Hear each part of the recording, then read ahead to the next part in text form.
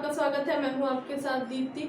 आइए रुक करते हैं आज की खास खबरों के साथ। मध्य प्रदेश हाईकोर्ट द्वारा 24 घंटे पूरे होने के बाद भी जूनियर डॉक्टर काम पर वापस नहीं आए हैं। इसके बाद अब सरकार जूड़ा के खिलाफ एक्शन के मोड में आ गई है। चिकित्सा शिक्षा आयुक्त निशांत वरवड़े ने बताया, मेडिकल कॉलेज की सीट छोड़ने वाले जूनियर डॉक्टर को बॉन्ड के अनुसार 10 से 30 लाख रुपए भरने होंगे। सरकार ने मेडिकल कॉलेज के डीन को इस संबंध में आदेश भी जारी कर दिए हैं। गौरतलब है कि एक दिन पहले जबलपुर मेडिकल यूनिवर्सिटी द्वारा 468 जूनियर डॉक्टरों को बर्खास्त कर दिया गया है। इसके बाद अब नई चेतावनी दी गई है। चिकित्सा शिक्षा आयुक्त निशांत वरवड़े ने बताया, यूजी और पीजी में नीट से सिलेक्टेड स्टूडेंट को मेडिकल व डेंटल कॉलेजों में मेरिट के आधार पर एडमिशन के लिए सरकार द्वारा मध्य प्रदेश चिकित्सा शिक्षा प्रवेश नियम 2018 और संशोधन 19 जून 2019 के अनुसार पाठ्यक्रम संचालित किए जाते हैं। उपरोक्त नियम की अनुसार निर्धारित समय सीमा के बाद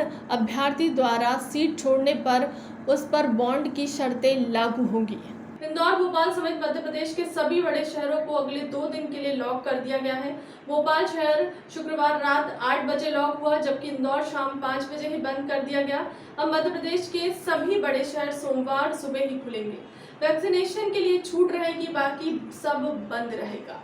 वीकेंड लॉकडाउन में भोपाल में शनिवार और रविवार को दूध डेयरी सुबह 6 से 9 बजे तक और सब्जियां ठेले पर बेचने की अनुमति है। केमिस्ट व स्वास्थ्य सेवाओं से संबंधित प्रतिष्ठान खुल सकेंगे। बता दें कि यह दिशा निर्देश जिला प्रशासन अनलॉक के आदेश के साथ ही जारी कर चुका है।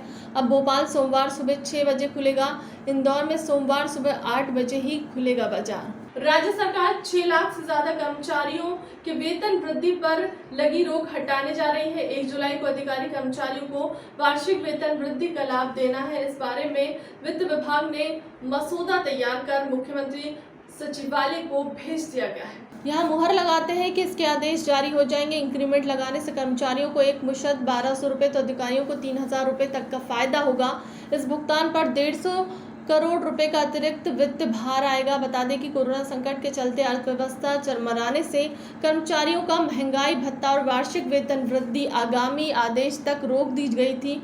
फिलहाल सरकार को यह फैसला लेना है कि रोक हटाने के बाद इंक्रीमेंट के कर्मचारियों के जीपीएफ अकाउंट में डालें या नकद भुगतान करें।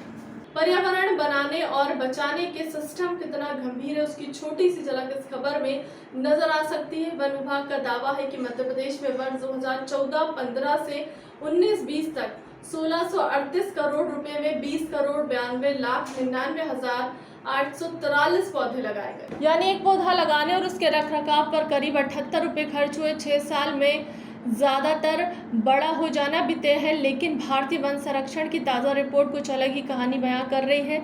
इस रिपोर्ट के मुताबिक इन्हीं 6 साल में प्रदेश में 100 वर्ग किलोमीटर से अधिक का वन क्षेत्र कम हुआ है। इतना ही नहीं, मध्य प्रदेश में 1 जनवरी 2015 से 5 फरवरी 2019 तक 12,785 हेक्टेयर वन भूमि दूसरे कामों के लिए दे दी गई है।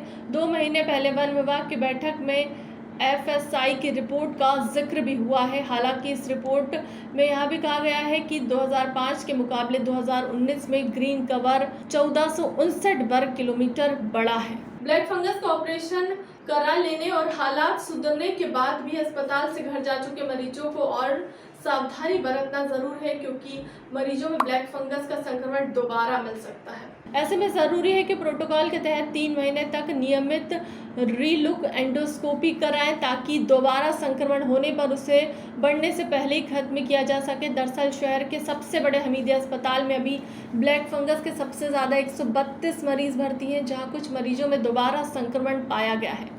समय रहते संक्रमण का पता चलने पर यहां एक मरीज का ऑपरेशन भी किया जा चुका है, जबकि दूसरे मरीज का ऑपरेशन भी 1-2 दिन में ही हो सकता है। यही नहीं, निजी अस्पताल में भी मरीजों का ऑपरेशन होने के बाद संक्रमण मिला और उसका ऑपरेशन भी किया गया है।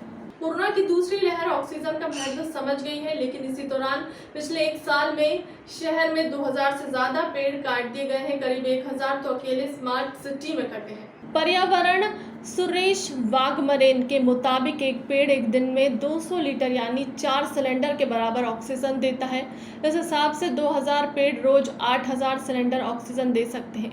कोरोना काल में लोगों ने एक सिलेंडर के लिए 700 रुपये तक चुकाए हैं। इस हिसाब से इन 2000 पेड़ों में से एक दिन में मिलने वाली ऑक्सीजन की कीमत 56 लाख होती है। साल का आंकड़ा, एक पेड़ की आयु यदि 50 साल मानी जाए तो यह राशि 1 खरब 2 अरब 20 करोड़ होती है। फिलहाल के लिए अब तक की खबरों में इतना ही। देश दुनिया की तमाम बड़ी खबरों के लिए बने रहे हमारे चैनल के साथ। नमस्कार।